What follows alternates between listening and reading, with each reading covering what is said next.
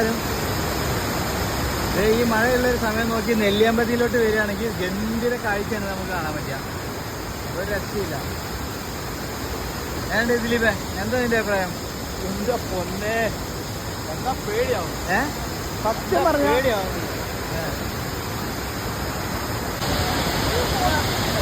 മല ഒഴുകി വരുന്നതാണ്, കുത്തി ഒലിച്ച് വരുന്നത്. ഒരു രക്ഷയില്ല. മഴ കണ്ട് ആസ്വദിച്ച് നിൽക്കുന്ന ദിലീപേ.